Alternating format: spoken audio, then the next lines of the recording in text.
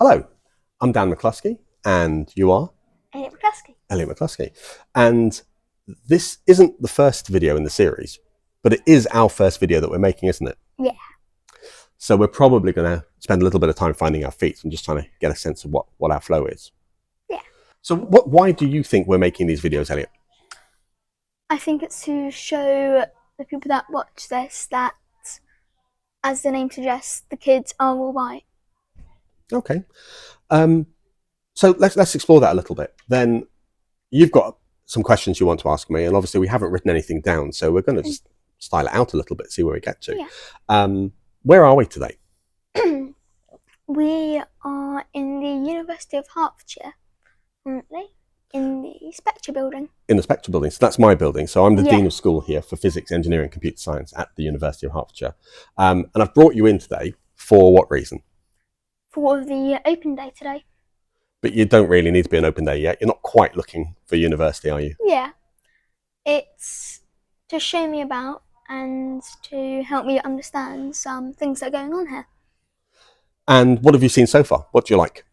I have liked the multiple different areas in the Spectre building, as I feel that it's really cool architecture. Oh, okay. So what have you done about architecture? Because it was one of your recent pieces at school, wasn't it? Architecture. Yes, we've done some clay models where we've had to bring a photo in, and some cardboard models where we have painted them. Some of your the images that you took in, they were quite interesting because at least one of them, I think, was AI generated, wasn't it? Yes. And obviously there's some contention there about AI images, but Yeah. you were happy to use an AI image as your reference for that? Yes, I feel that we shouldn't use AI all the time, as then we won't learn anything. But I feel that if it is just to help us learn, then it's fine to use it. Okay. And you did have some questions for me that we wanted to talk about. What were they? Can you remember? In school, we are learning, but we're also learning how to learn. And how does that help us later on in life?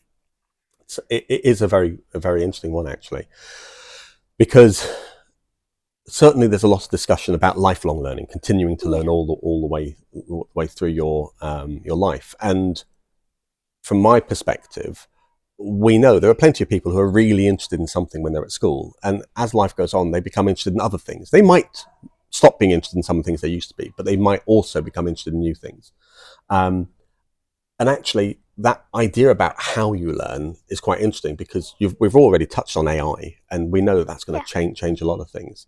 But I would say the biggest thing it teaches you is a bit of discipline, making sure that as much as you might not want to do your homework, what do you do usually? Most weeks, what do we try and do? I try and do my homework as soon as possible. Why do we do that? So that once I've done it, it's done, and I can do more things. Like? Such as playing with my friends. Play with friends? Yeah. In real life or online? Both. Mostly online. A lot of gaming, really, isn't there? Yeah, I mean, certainly we've always spoken about the fact that doing your homework as soon as possible, it's more about the discipline there to make sure that in terms of learning, it gives us time. If there is something that we need to work on together, or something that you need to go and explore more, you've got that time to figure it out. But it also means that it's not hanging over you with some kind of pressure or stress that you still need to do it. You get to complete it, have it checked, and then for the rest of the evening, the day, or the weekend, whatever it might be, you get to go out and do the fun things so that you have that work-life balance. So yeah, your question was about how does school set you up to learn. It sets you up to learn in a whole variety of ways, I think. It encourages you to be inquisitive. Your teachers have sent you off on projects to go and find stuff out, and quite a lot of the time I've actually had to say to you, you need to stop doing that because you're running out of time, but you get really interested in it, don't you? Yes, very much so. I've done a lot of the talking so far. Is there anything else you want to do or say?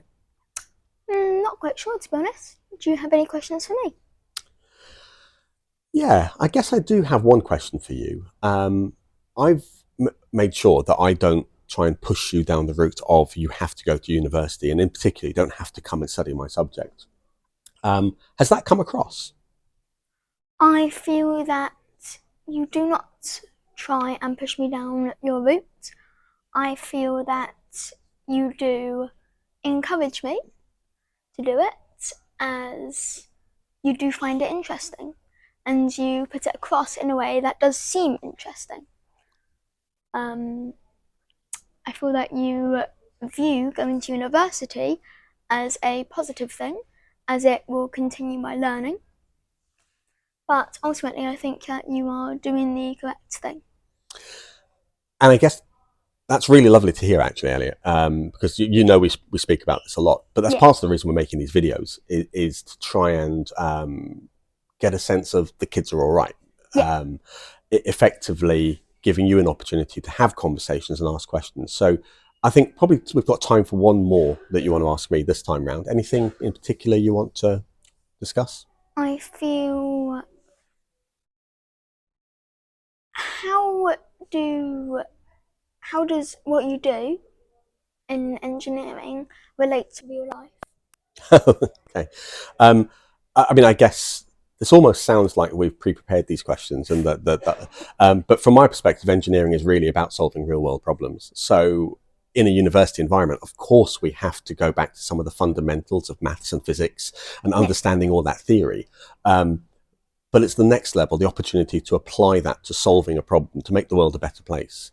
And that's what we do in engineering. Now, here within my school, we cover engineering, computer science, physics, mathematics, astronomy, Yeah. and they all have their focuses in terms of how that they apply the subject in a real world context. But certainly, Yeah. from an engineering point of view, the easiest way to sum it up for a very short video is it's about solving real world problems. And maybe that can be a topic for a future video. Maybe we can actually talk a little bit more about what that looks like and how that comes across. I like that. Yeah. Do you think we've wrapped up for today then? Think so. Excellent. Well, thank you for joining me on this very first video, although, as we said at the beginning, maybe not the first in the series. Yes. And hopefully there's many more. Okay. Brilliant. Bye-bye. Bye.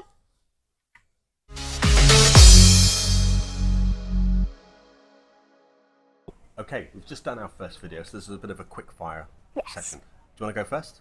Yeah, sure. How did it make you feel? I really enjoyed talking to you about this. There's a lot that we can pick up on, and hopefully we can explore more of it in future. Yeah. What about you? Return the question. I think that it made me feel really quite cool, as it's a brand new thing for me. What was your favourite thing to talk about? We didn't talk about it at length, but the favourite topic that came up was probably the one about AI. I think it's probably quite a big one for us to pick up on in future. Yeah.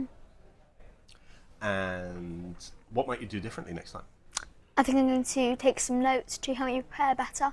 Okay, I think we both probably should do that. Yes. Let's call it a day there. We've got some key points for us to take away, some reflection on what we've just done, and hopefully we'll see that in the next video. Goodbye. Bye.